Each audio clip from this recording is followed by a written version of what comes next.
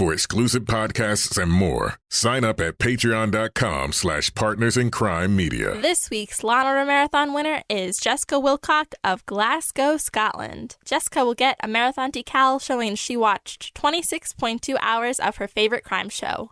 To be next week's winner, sign up at lawandorderpodcast.com. I'm Kevin Flynn with Rebecca Lavoie and Mark Blankenship, and these are their stories. You think you know who did it, but you don't know who did it.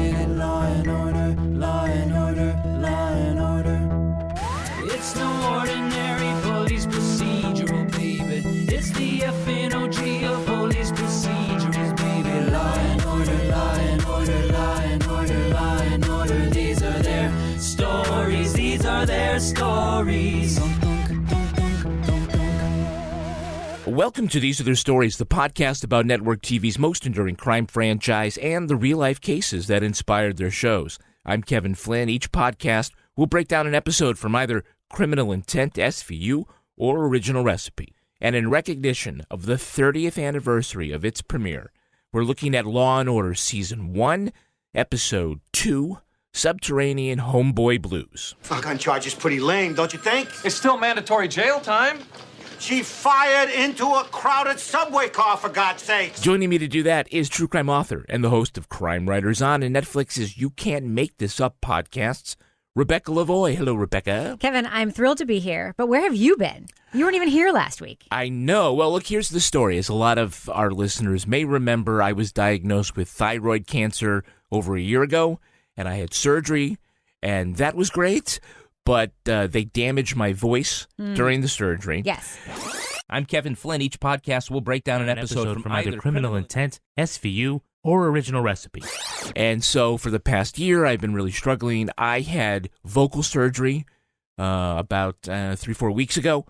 So I'm sounding better, and I'll sound better than in the next coming weeks. I'm still kind of recovering. But hopefully I'm on the right track, and it sounds like Kevin Flynn again and not some guy who's been smoking. That's right. For to be clear, time. the only reason I hosted last episode was because you sounded like dog meat. But you sound great now. Yeah. Thanks. Thanks. Somebody who always is in perfect voice is our guest, rounding out our panel from the Mark and Sarah Talk About Songs podcast and the new publication, The Flash Paper. It's Mark Blankenship. Hello, Mark. Oh, hello. I hope that my voice is as mellifluous as it was promised to be. You sound just as good as you did the last time you were on the podcast, and I want to thank you for inviting me on, Mark and Sarah. It's a podcast where you do your best to have fun with the nutty world of pop music, and I came on to discuss the dual narrative symbolism of Elvis Costello's Watching the Detectives. I think I blew it. I think you blew it. I do. Get it over my head. Have you been invited back since then? That's the negative. Negative. Exactly. I just want to say it was my voice, but it's not. No, but we loved having you. And honestly, that episode got us into all of that Duran Duran stuff as well, which was so interesting. So it was great. It was great to have you on that show. And I had such a good time the last time I was on your show. And I'm so glad to be back. Now, 30 years is a long time ago. Mark, does this episode scream, yeah, we can do 1,000 more hours of this dunk-dunk sound effect? Okay. I've spent so much of my life watching Law & Order that clearly I love the show. I'm going to be charitable and say, if this were the only episode of Law & Order I'd ever seen, I would think, oh, that probably went off the air really fast. I was fascinated by the number of things in this episode that would be important to the bones of future Law & Order episodes. It was like watching the nucleus of Law & Order, or like the little baby that hadn't quite formed yet. And you could see, if you squinted really hard, how maybe 4 years later it would evolve into the thing that we all loved and are obsessed with still. But this episode to me is definitely the we're figuring it out era. You think? Yeah. Well, you do know what they call that little baby that you don't really want anymore, right? Oh, no. All right, now let's take a look at the first half of this episode. Law & Order Season 1, Episode 2, Subterranean Homeboy Blues. Oh, post-'80s New York subway system, where is thy sting? The camera follows a young woman with a large bag nervously moving through the train. As she passes to the next car, she's followed by 2 black teenagers and their boombox. Well, it's not long before shots ring out, the passengers flee, the teens are on the ground, not dead, but their boombox is. You see the shooter? I did. Could you describe him for me? Her. Her? What did she look like? A ballerina. Ballerina. Oh, yeah. Talk about your nutcracker, huh? Daryl Chenault is in surgery and is paralyzed. Michael Jones tells detectives Max Greevey and Mike Logan they weren't trying to stick up the shooter. The papers love the story of an avenging angel fighting back against crime on the subway. A witness remembers one of the teens had an ice pick, and the woman's bag was from a ballet school. The cops learn a former dancer named Laura DiBiase fits the description of their shooter. During questioning, she admits to feeling threatened and fired in self-defense. Prosecutor Ben Stone and Captain Donald Cragen discuss what should she be charged with. Well, that's when Michael has the good sense to die, letting them to make the easy choice to charge her on murder, too.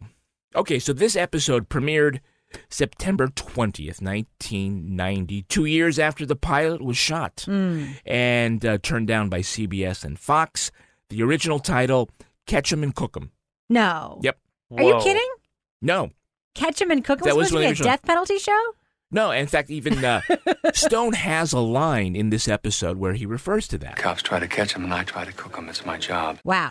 That's a terrible name for a show. That yeah. isn't about fishing. Yeah, Catch 'em and Cook 'em Special Victims Unit was probably not gonna happen. So the first half is supposed to be a murder mystery. The second half of the show is supposed to be a moral mystery, and they kept that format, but they changed some other things. Oh, yeah, by the way, while everyone else's New York cop shows were shot in Hollywood at the time, being on location and shooting handheld and 16 millimeter, along with socially relevant story matter, that's what made the Law and Order universe what it is today. But a couple things about this opening sequence that we won't see in the future. The setup is a long, interspersed shot of Laura moving through the subway car, changing trains. It takes forever to get the crime. Today, it would have been a shot of 2 guys on the train talking about how the Yankees suck, and then they hear shots and they rush to see the bodies. You wouldn't have seen all of this stuff, right? Mark, they would have done that very differently in another season. I was astonished at how long it took anything to happen. The amount of mood setting that went down. And one of the reasons also that I realized later that it's really great that they usually get to the crime through these cameo characters is because the way that they set this up, it totally tells us visually that we're supposed to be agreeing with Laura.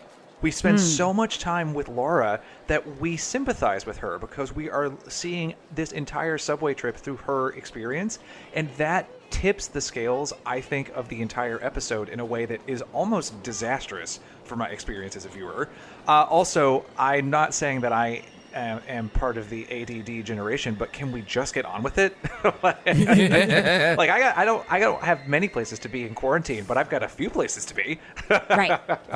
I mean, this opening sequence, it was really trying very hard to be arty. That's all I kept thinking was, this is arty. This is literally like if a first-year film student had to do a project and it was like terror on the subway. Yes. This is exactly how it would have been shot. Yeah. With like ham-fisted shots of like a groping and like, people bumping up next to one another. It was just very, very arty. And that was contrasted incredibly by the total cheesiness of the next scene, which was incredible. The way that music, when they're walking on the stairs, that like boop, boop, boop, boop, boop, boop, boop. Right. They got 2 detectives coming down right now. How you doing, fellas? Right. Totally. The camera follows Greevey and Logan from the sidewalk through the turnstile down the stairs.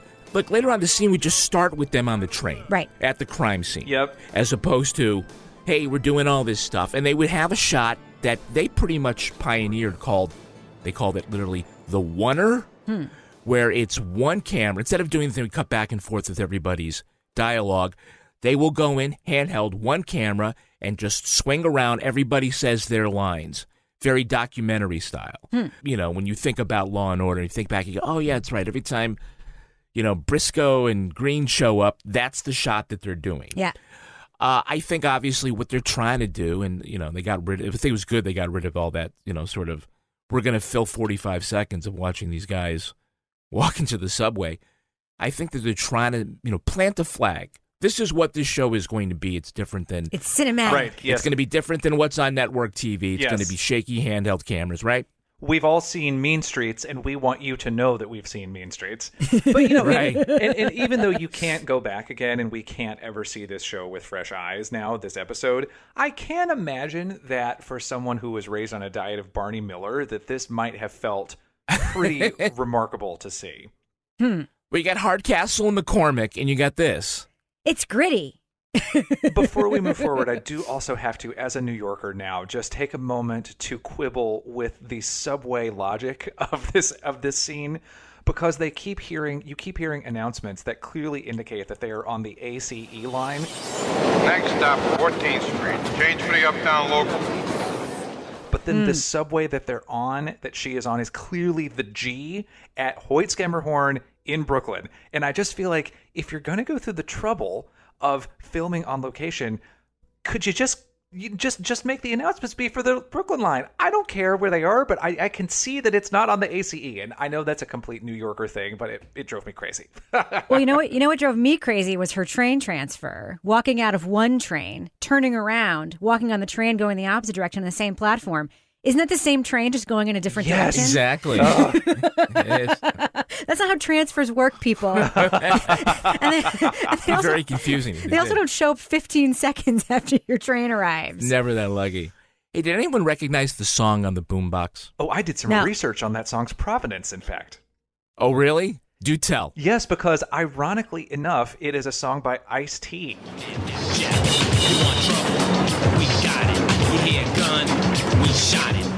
This is a song called Rhyme Syndicate Comin' Through that was on a compilation album that Ice-T released with his Rhyme Syndicate crew. It was an album that he was using to introduce a lot of artists that he thought should be more famous, including Everlast, who went on to be in the band House of Pain. So one of those members of that crew really did go on to something bigger. But I just thought it was awesome that Ice-T is in the first episode of, the second episode of Law & Order. Reaction, Rebecca?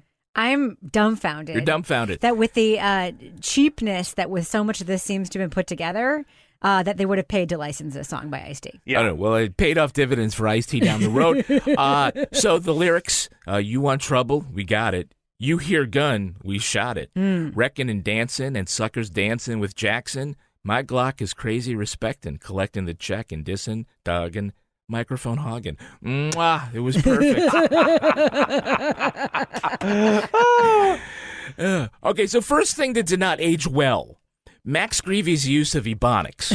Oh, God, when they're in the hospital. My partner asked her for some apple, and she shot him. It's that simple. Asked or demanded? Asked. Asked? Yeah. Yeah. I mean, there's something else that didn't age well. What's that?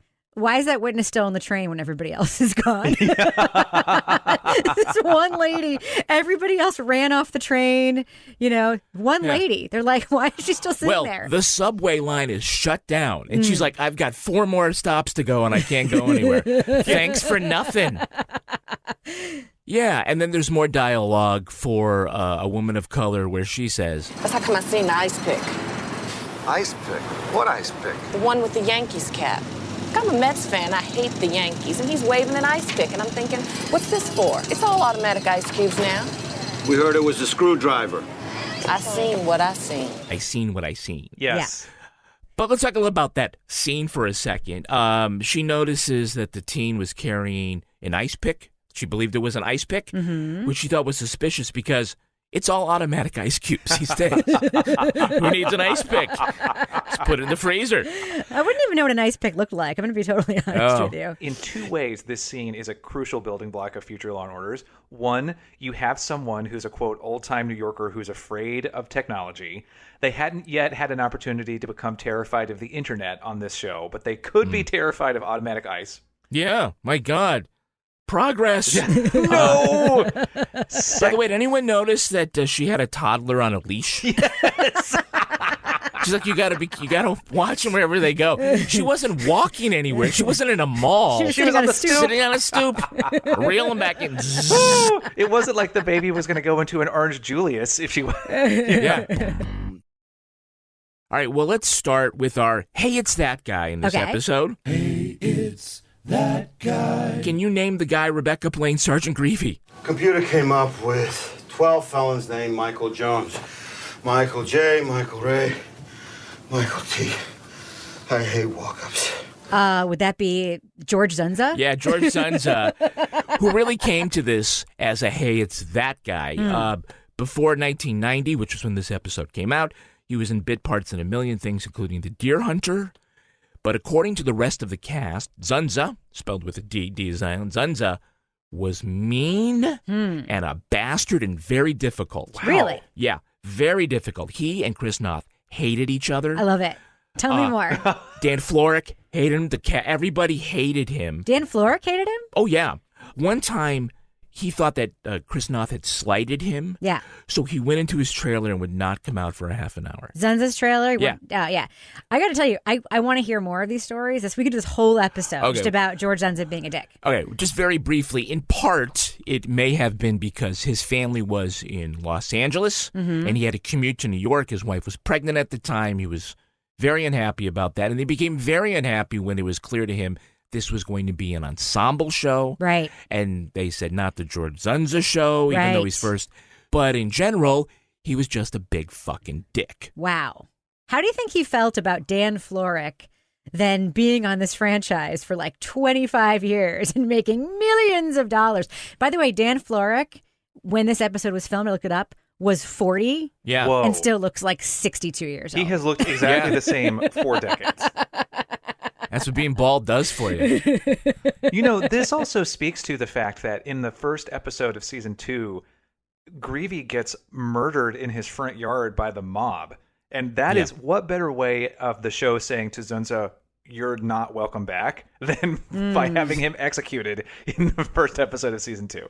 Don't get any ideas about a special guest appearance. By the way, so Zunza is written out of the show after the first season.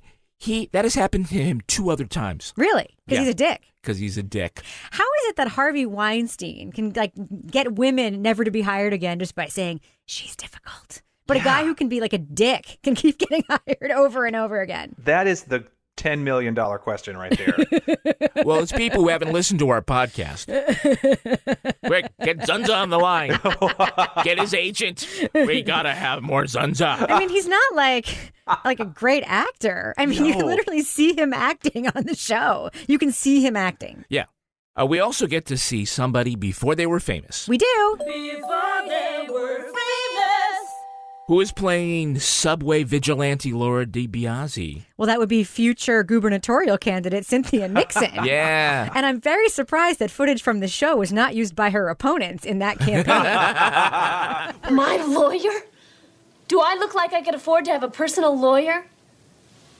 Anyway, I don't need one. I haven't done anything wrong.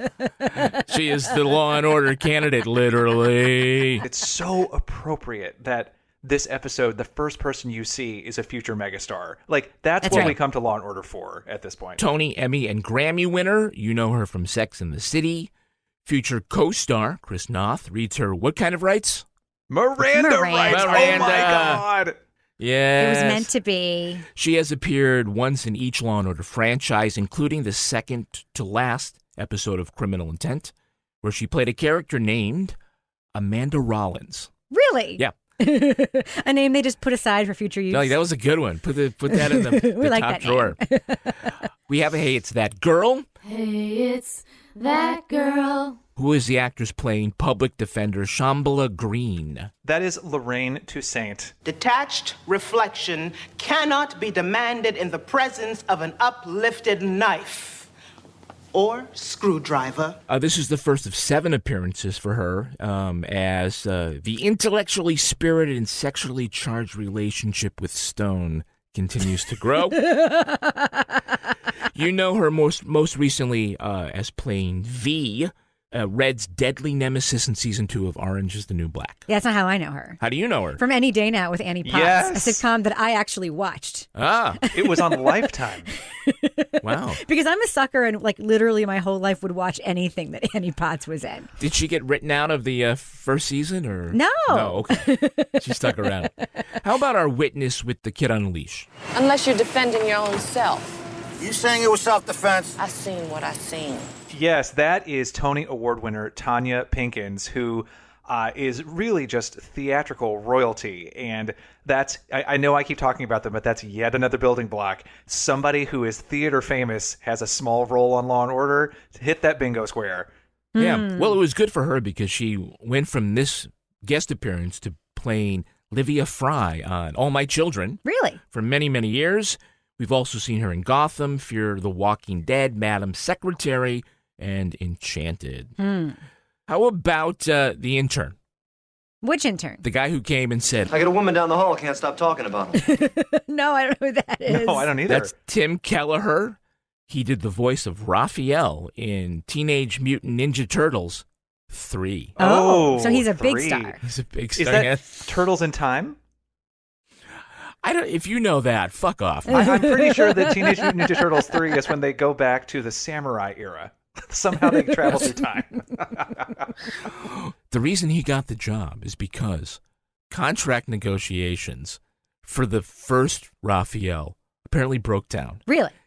I'm just guessing. Why would you need a new Raphael? Why you say, no, man, I can't. Maybe the bullshit. original Raphael was a dick and they just wanted to write him off. Exactly. It's George Sunza.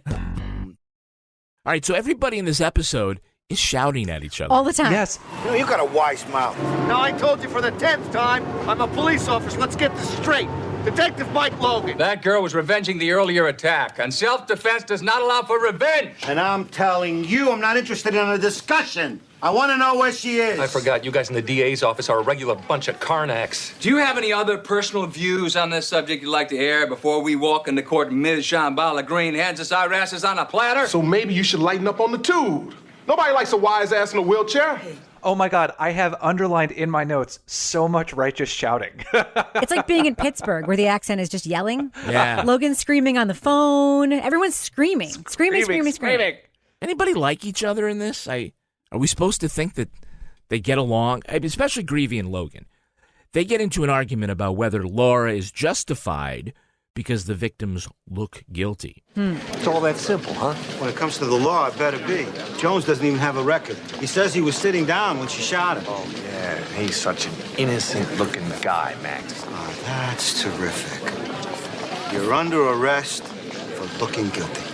That's a cheap shot. The hell it is. That kind of thinking you can't do the job. When it comes to the law, everybody's the same. That's when it works. This is really the theme of this episode, which is, should you white people be afraid of black people on the subway? And also, crime is very high. Can we defend ourselves? What does that mean? It's very much of 1990, but that's the argument. Does it hold up? Well, I'll tell you, what really surprised me is to see Greevey, at least for a period of time in this episode, after the whole, quote, Ebonics scene, not being racist for a short period of time. Like, he's the pushback on both Cragen and Logan, saying, like, everybody deserves justice. Everybody's the same. We should all be the same. We should treat these cases the same. I was very surprised at that protracted righteousness from this character that I know almost nothing about, and it turns out is in real life is a dick. But, you know, he's right, and everyone else just seems to completely not even understand why it's problematic. Well, that happens to flip on Greevey. His attitude changes after getting a phone call that his daughter got roughed up at school. Relax. Just tell me what happened, honey. No. But then why worry about it then, huh? Yeah. Well, we'll talk about it later tonight, okay? I'll get home as soon as I possibly can, okay? What? That's nothing. Oh, I thought it might have been something. Apparently she got shoved by kids on the basketball team, and you know what that's code for. Yep. They were tall. That's right. Very tall. I'm sure that's what that's code for. Yeah, I thought that it showed some of the discordant impulses in the writing of this episode, where they were so adamant, it seemed, about getting every conceivable viewpoint shoved into one 45-minute episode, that they just let characters be completely different from scene to scene to scene.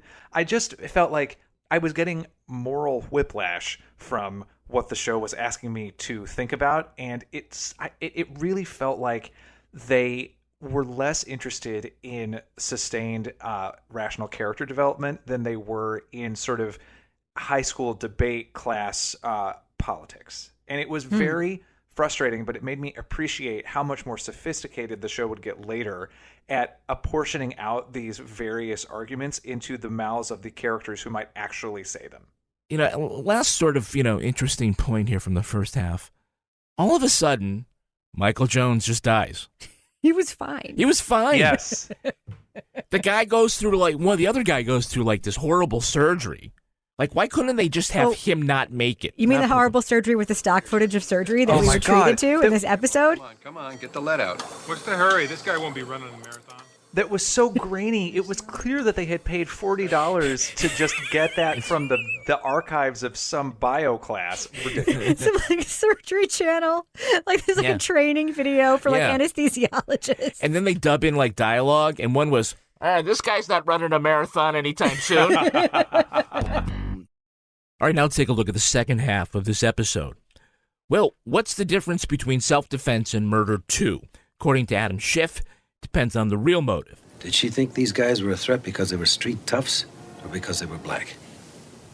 I can't answer that. All I know is that self-defense requires that the response be in direct proportion to the threat. The threat as she reasonably perceives it.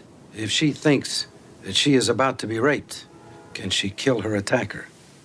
The law says yes, absolutely. And what if her perception is wrong?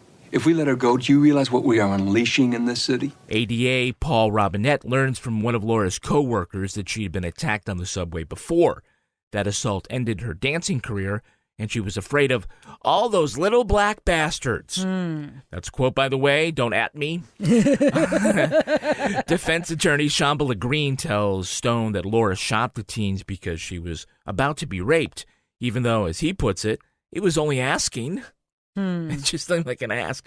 Sergeant Greevey reports murder victim Michael Jones was really famous street tough Mosquito Moskin, and now even he thinks the shooting was justified.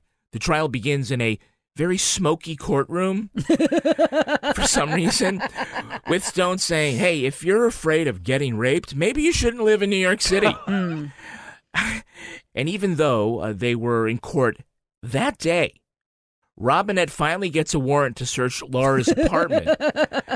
He finds her firing range targets, and her marksmanship has improved to where she can now unload the entire clip at the target's heart and dick.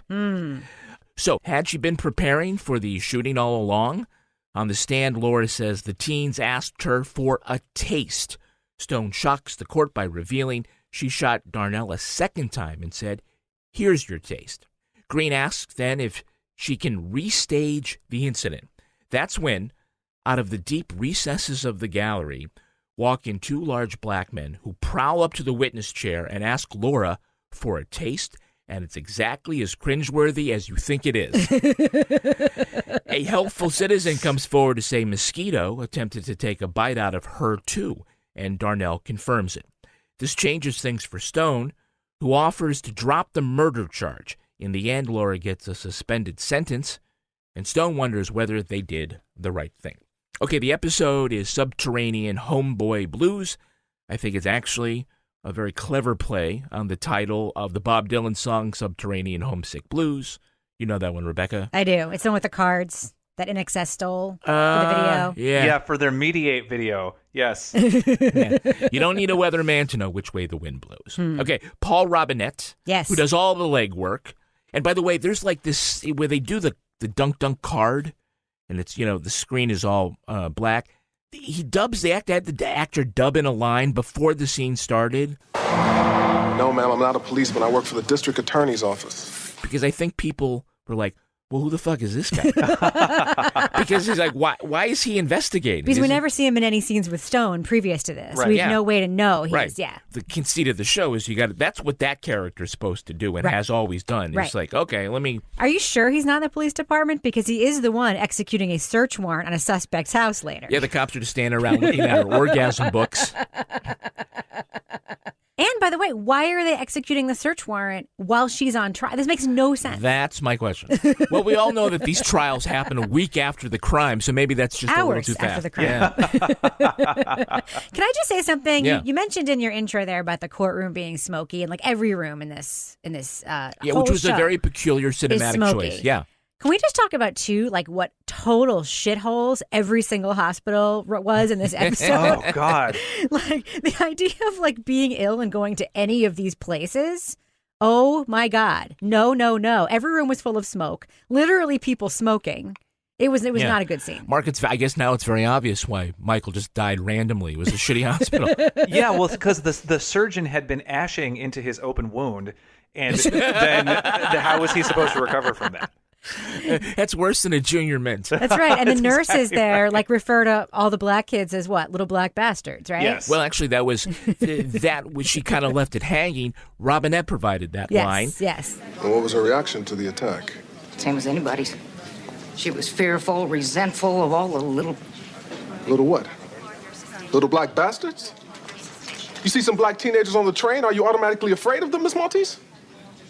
Aren't you? So they try to insert into this racist nurse character this argument about how if rednecks came after Paul Robinette, he would be afraid of them and maybe shoot them. And it's just like, that argument is so flawed, but they treat it as though it is just a win in the interesting points column. And again, it's like, maybe don't try to put so much into the show, because then it's so distracting when I'm like, but wait a minute. There's like 8 things about what this nurse just said that don't really track, but the show is like, and zing, moving on.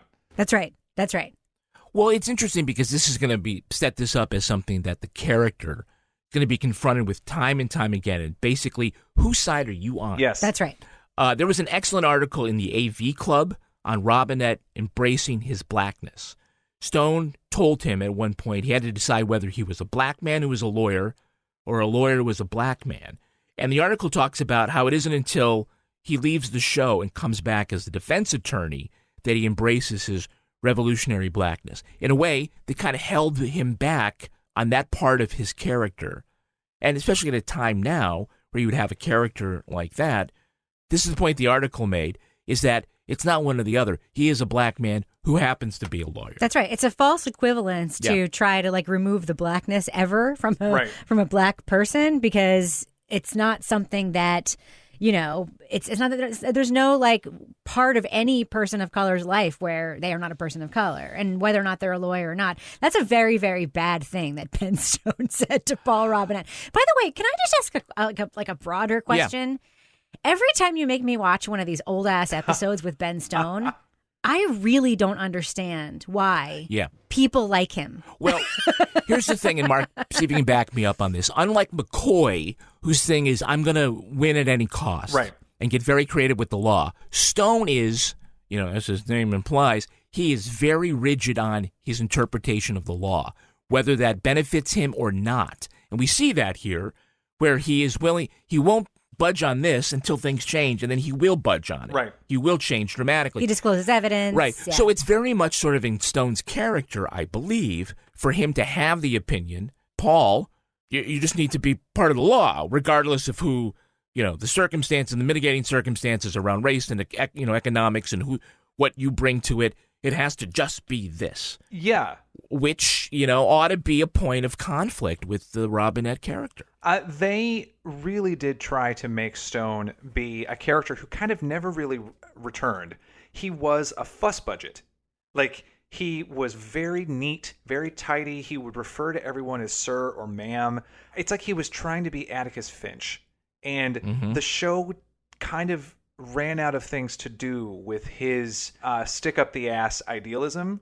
And then when Jack comes on and he's like you've said, Kevin, he's just like, I'm going to bend the rules. I'm going to give him the Jack McCoy fix. Like, that ended up opening up a lot more dramatic possibilities, I think, than what they were sort of hamstrung with. And I have read, too, that Michael Moriarty really didn't want Ben Stone to change, that he wanted to keep Ben Stone like that. Because I think Michael Moriarty could be described charitably as an eccentric fellow. He's bananas. Yeah. Rebecca, the next time we do one of these era episodes, I'm going to give you the George Zunza treatment on Michael Moriarty, and your mind is going to be fucking blown. Brace yourself. Hold on to your panties. Yeah. Brace yourself. So there is this scene at that apartment during that search warrant where Laura arrives. What have you got against me? Sorry? I don't understand why you hate me. Look, I'm not free to discuss. I don't. Of course I don't. Then why are you... Look, we really shouldn't be having this conversation, Mr. Biasi. I wouldn't shoot you. I wouldn't shoot you. Yeah. Meaning either, hey, you're not a menacing black person or you're one of the good ones, which neither of those are really great arguments. No, they're both terrible. Yeah. They're both on-their-faced racist. I want to give the writers the benefit of the doubt. I don't think that they're suggesting that she's right to think that way. But again, like, they just don't flesh it out enough. So it's like all of these things are just hanging there. And it's like, they have the dreaded good intentions behind what they're writing, but good intentions cannot overcome the fact that one of their big dramatic twists is when the black defense attorney brings in menacing black men to confront the white woman in the box. Like, that doesn't play the way that they want it to play. It plays to me as so inflammatory and tone deaf, and it's just like, y'all, you tried it, but whew, Lord. Oh, we will get to that in a moment, but let's start with this trial. In his opening argument, Stone basically says, hey, maybe Laura's too much of a pussy to ride the subway. Yeah, seriously. If Miss DiBiase is so threatened by urban life, perhaps she could have avoided the subway. Objection! That did not play very well. Don't want to get raped? Maybe you shouldn't live here. Okay. So, Mark, you live in New York, so obviously you're not afraid of getting raped. I mean, I guess not. And I live in, like, the middle of Midtown, and I take the subway consistently, so maybe I'm naive. But so far, so good. You're terribly brave. Yeah, You're terribly brave. I am terribly, terribly brave. I mean, the other thing is that I always have 2 kids on leashes to protect me from anyone who might attack. So, look at those rabid children. You better not. That's right. You better not ask him for a taste. Can I just tell you, I really do think that Cynthia Nixon's character Laura, like, totally messed up, but would have been a much better punchline when she shot those guys. Objection, Your Honor. Why did you shoot Darnell Chenault a second time, Miss DiBiase? I was petrified. I wanted to make sure. So you said, here's your taste.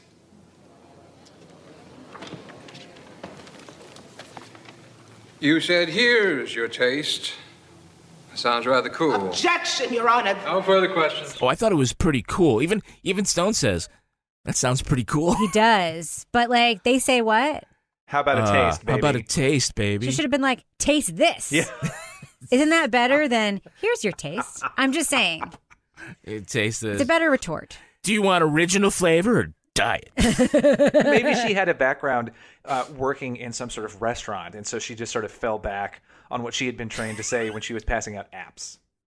That's right. Here's your amuse-bouche. Pow. Pardon my reach. Bang! So to make points with the jury, as you say, Green wants to reenact the shooting. Proceed, Miss Green. So she signals to the bailiff in the back, who, without saying a word, who opens the door, and waiting right there on cue are 2 black guys dressed like Wesley Snipes in New Jack City. And they slowly make their way to the stand. Again, a lot of network time just ticking away while they slowly make their way to the stand. How about a taste, baby? Oh, man, what the homeboys doing knocking for the white folks? What can be said about this scene? Well, I have a lot to say about it because I know why they did it. But I do love the fact that they've rebranded them the Crime Stoppers. Instead of the Guardian Angels? Yes. All right, Rebecca, I'll let you go first. All right. So can I say why they did it? Go. Well, sure. Am I spoiling the episode if I say that? No, I mean, I think everybody knows what the rip from the headline That's is right. going to be. So in the Bernard Goetz trial, his defense actually did do this. They tried to restage the intimidation that Bernie Goetz must have felt by using guardian angels, like black members of the guardian angels, to like do this weird demonstration, racist demonstration in the courtroom of like people hassling someone on the subway. It was crazy that it was allowed. It was super prejudicial. When you sort of watch it now, you're like, nope, that would never, ever fly.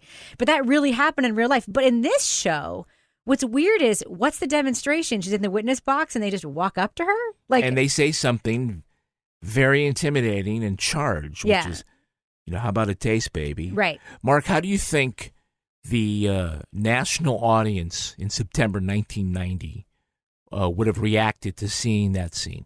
I grew up in the South. And I know for a fact that this is the type of scene that would have made many of the people around whom I grow up say, see, she was right. She ought to blast him right in the damn face. And it doesn't matter that there's the character in the wheelchair, the victim of the shooting, is pointedly yelling about how these black men are siding against other black men. Like, why are you on the side of the white people? That guy doesn't have enough of an impact on the scene to overcome that. And I just think that it doesn't matter how much sort of subtle stuff the episode is trying to do to suggest that this is the wrong move. The fact is, that is the moment that is played for the most dramatic impact in the entire second half of the show. And just like that opening at the beginning, when you see the camera track her through the subway, we are asked to empathize with her. They have built the whole episode around her point of view. And it just is a moment where you've got, I just suspect that there were lots of white viewers of the show who crossed their arms and nodded their head and made that little sound when they're like, damn right. And I can't say that for sure, but watching it and feeling like I'm being asked to see the world through Laura's eyes makes me suspect that. Well, I think it was, a somewhat inspired choice to retell this, but with Bernie Goetz as a woman, because it does open up other narrative possibilities, other types of threats, namely being raped. But in the end, it comes down to the original theme, which was about racism. Yeah. But I tell you, you know what that reenactment didn't have? What? Two guys getting shot in the fucking face. Yeah. Well, let's take a look at the real-life story that inspired this episode. It's time for Ripped from the Headlines. You think you know who did it. You think you know who did it. But you don't know who did it. You don't know who did it. Ripped from the Headlines. This episode draws its plot from the case of Bernie Goetz. In December 1984, 4 Bronx teens were on the 2 train heading to Manhattan to rob a video arcade. When Goetz got on at 14th Street, the teens surrounded him and asked for $5. Goetz stood up, pulled out a .38 revolver and fired 5 shots left to right. 2 of the teens were struck in the arm, 1 in the chest. Darryl Cabey was hit on the side and left paralysed. Goetz jumped the tracks, fled through a subway tunnel, then skipped town. The press went into a frenzy over the story, dubbing the unknown assailant the subway vigilante. At first, New Yorkers, fed up with a high crime rate, expressed support for the shooter. 8 days later, Goetz surrendered.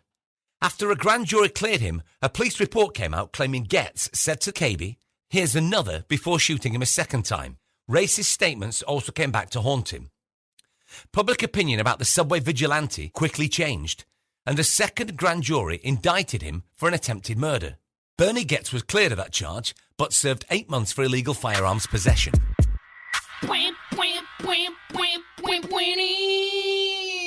Okay, so after the 4 teens were shot and there was panic in the subway car, Goetz stopped to help 2 old women who had been knocked over.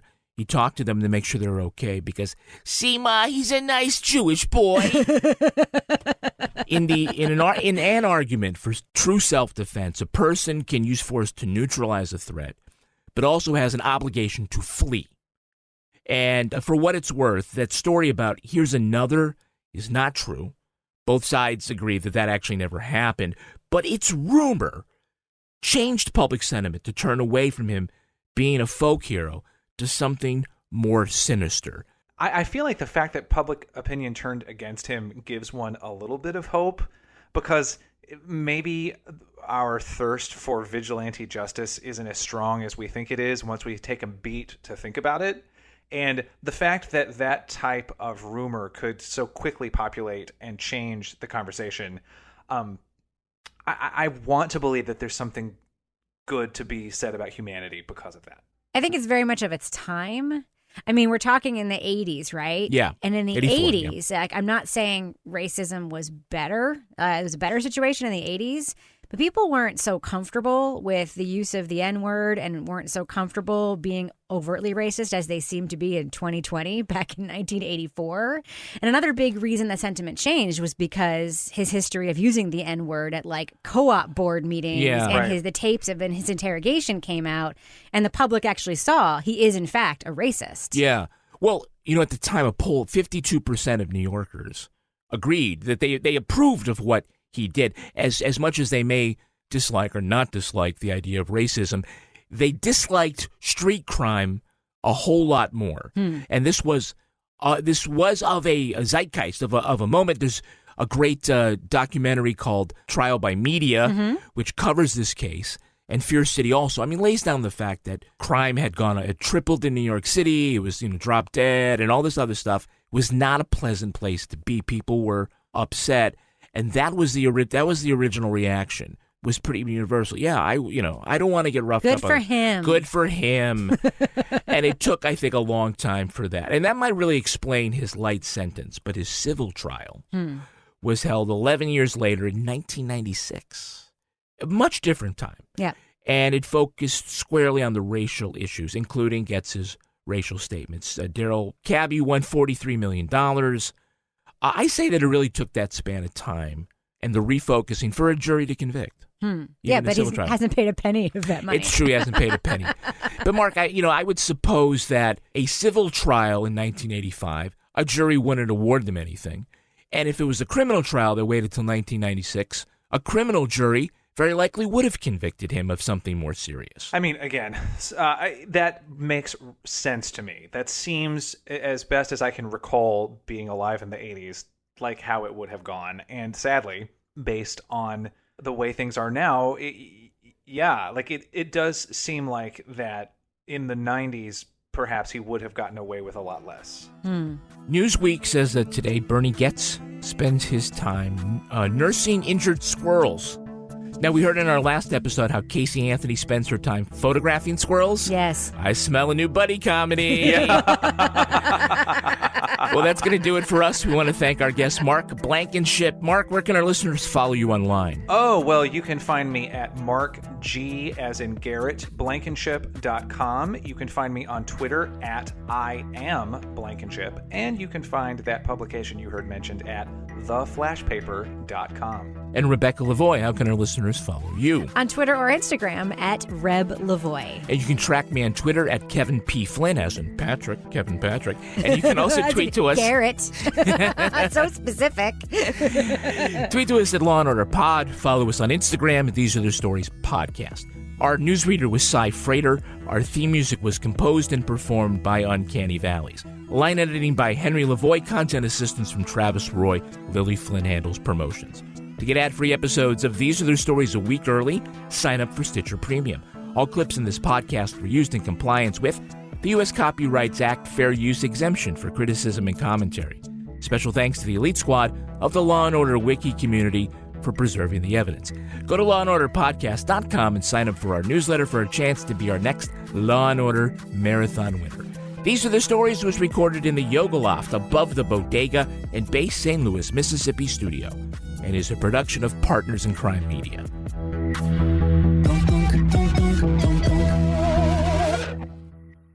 Partners in Crime Media. Hey, wash your hands.